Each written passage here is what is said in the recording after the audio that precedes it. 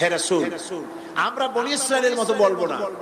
শোনেন, আমরা বনি ইসরায়েলের মতো বলবো না যে মুসা তুমি এবং তোমার আল্লাহ এই দুইজনে গিয়ে ফেরাউনের বিরুদ্ধে যুদ্ধ করো, আমরা যাবো না, বসে থাকবো। এই কথা আমরা বলবো না। আমরা মুসা আলাইহিস সালামের উম্মত নই, আমরা মুহাম্মদ সাল্লাল্লাহু আলাইহি ওয়াসাল্লামের উম্মত। বরং আমরা বলবো বাল ইযহাব আনতা ওয়া রাব্বুকা ফাকাতিলা ইন্না মাকুমা মুকাতিলুন। বরং আমরা বলবো আপনি চলুন, আমরা আপনার সাথে আল্লাহর হুকুম মাফিক লড়বো, জিহাদ করব।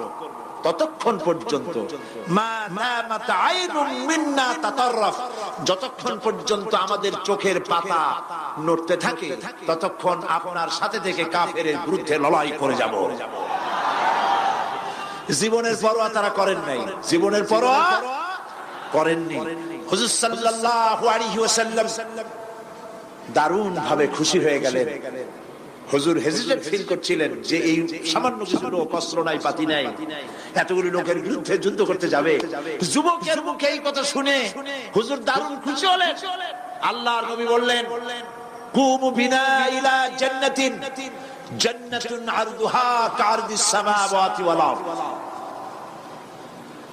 ও সাহাবীরা, তোমাদের মনোভাব যখন এই, তোমাদের মানসিকতা যখন এই, চলো আমার সাথে বেহেশতের দিকে, সেই জান্নাতের দিকে যেই জান্নাত আল্লাহর আকাশ আর জমিনের চাইতে অনেক প্রশস্ত।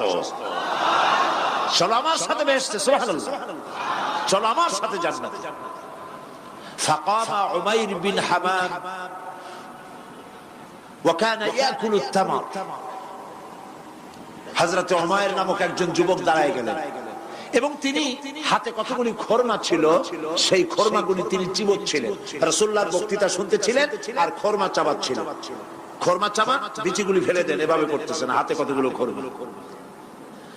হযরতে উমাইর বলছেন ফাকালা বাহ বাহ, অর্থাৎ আয় আযমাহু আয় আহসানাহু। হে রাসূল, আপনি কি সুন্দর কথা বললেন। আপনার সাথে লড়াই করতে যাব কাফেরদের বিরুদ্ধে, সেই লড়াই করলে এমন বেহেশত পাবো যে বেহেশত হবে আকাশ আর জমিনের চাইতেও প্রশস্ত।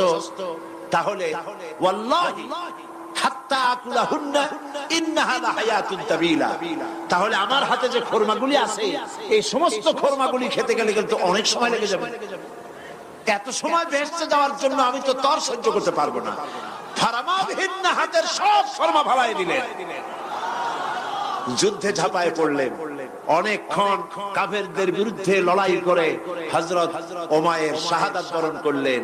রাসূলুল্লাহ তার লাশের কাছে গিয়ে আঙ্গুল দিয়ে ইশারা করে বললেন ইন্নাকা মিন আহলিহা। উমাইর, তুমি যেই বেহেশতে যাওয়ার জন্য খরমাগুলি খাওয়ার সময় পাচ্ছিলে না, তাড়াতাড়ি করে খরমাগুলি হাত দিয়ে ফেলে দিয়েছিলে, আমি আল্লাহর রাসূল, আমি সাক্ষী দিচ্ছি অবশ্যই আল্লাহর সেই জান্নাত তোমার জন্য অবধারিত। মুমিন ব্যক্তি সে কখনো মৃত্যুর ভয়ে উদ্দেশ্য হাসিল থেকে চুপ করে বসে থাকে না। সে ভয় করে কেবলমাত্র কাকে? সে মৃত্যুর ভয়। মৃত্যু হবে এবং আমার জন্য বিশ্বাস রাখতে হবে, আমার জন্য যদি কোনো বুলেট এর উপরে আমার নাম লেখা থাকে, পৃথিবীর সমস্ত মানুষ আমাকে পাহারা দিয়ে সেই বুলেট থেকে আমাকে রক্ষা করতে পারবে না। আর যদি কোনো বুলেটে আমার নাম লেখা না থাকে, সারা পৃথিবীর সমস্ত মানুষ বৃষ্টির মতো গুলি বর্ষণ করলেও একটি গুলিও আমাকে বিদ্ধ করতে পারবে না। এটার নাম হলো ঈমান। এটার নাম কি? এই ঈমান পেলাম কোথায়? কোথায় পেলাম? কোরআন শরীফ। কোথায় পেয়েছি? আল্লাহ রাব্বুল আলামিন বলেন ওয়ামা হুম বিদাররিনা বিহি মিন আহাদিন ইল্লা বিইজনিল্লাহ। একথা সুস্পষ্ট, আল্লাহর অনুমতি ব্যতিরেকে বান্দার কোনো ক্ষতি সাধন কেউ করতে পারে না। জোরে বলেন সুবহানাল্লাহ। কারো কোনো ক্ষতি করতে পারবে না। যেটা ক্ষতি যদি কিছু থাকে কিসমতে, ওটা তো মুকদ্দার ছিল, তকদির ছিল, সেটাই হবে, এর বাইরে কিছুই হবে না। সুতরাং মুমিন ব্যক্তি সে সাহসী হবে, সে কখনো চিন্তা করবে না মৃত্যুর ভয়ের উদ্দেশ্য হাসিলের জন্য হয় শরীরের পতন, না হয় মন্ত্রের সাধন, ডু অর ডাই, সে আল্লাহর জন্য তার জীবন দিতে প্রস্তুত থাকবে। কারণ আল্লাহ রাব্বুল আলামিন বলেছেন, ইন্নাল্লাহা আশতারা মিনাল মুমিনিনা আনফুসাহুম ওয়া আমওয়ালাহুম বিআন্না লাহুমুল জান্নাহ।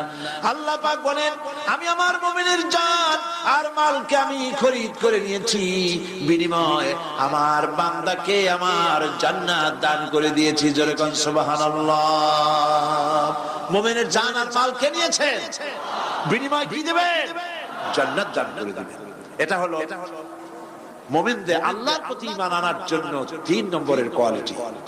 ৪র্থ নম্বরে আল্লাহর উপর ঈমান আনলে 4 নম্বরের যে ফায়দাটা, সে ফায়দা হচ্ছে আশাবাদ এবং মানসিক প্রশান্তি। আল্লাহর প্রতি একটা নির্ভরতা এবং আশার সৃষ্টি হয়ে যায়, সে কখনো নিরাশ হয় না। কারণ একটা মানুষ পাপ করলো, চুরি করেছে, ডাকাতি করেছে, জেনা করেছে, হত্যা করেছে, শয়তানি করেছে, বদমাশি করেছে, সব করেছে, এখন শয়তান তাকে ওয়াসওয়াসা দিতে পারে।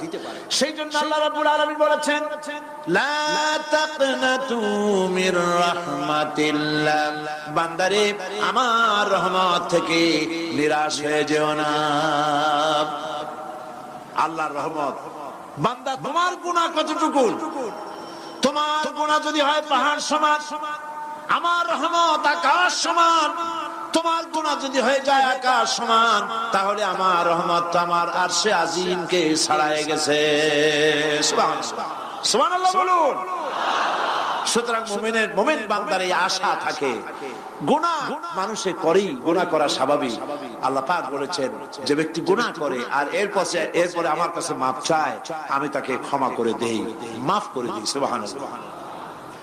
সুতরাং ইমানদার লোকদের আশা হয়, দুরারোগ্য ব্যাধি তাকে ধরেছে, সে হতাশ হবে না, মরে যাওয়ার জন্য প্রতীক্ষায় সে সময় গুনবে না, বরং তার মনের মধ্যে আশার সঞ্চার হবে, আমার রোগ আল্লাহ ভালো করে দিতে পারেন না?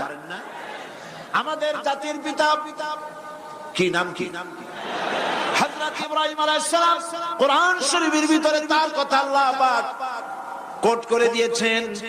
আমাদের জাতির পিতা হযরত ইব্রাহিম আলাইহিস সালাম বলেছেন, আল্লাযী খালাকানি ফাহুয়া ইয়াহদিন। আল্লাহ তিনি আমাকে সৃষ্টি করেছেন, তিনি আমাকে রাস্তা দেখান। ওয়াল্লাযী হুয়া ইউতঈমুনি ওয়া ইয়াসকিন। আর আমি যখন ক্ষুধার্ত হই তিনি আমাকে খাওয়ান, যখন তৃষ্ণার্ত হই তিনি আমাকে পান করান। ওয়া ইযা মারিতু ফাহুয়া ইয়াশফিন। আর যখন আমি অসুস্থ হই, রোগাক্রান্ত হই, আল্লাহ রাব্বুল আলামিন তখন আমাকে রোগ মুক্ত করে দেন। সুবহানাল্লাহ।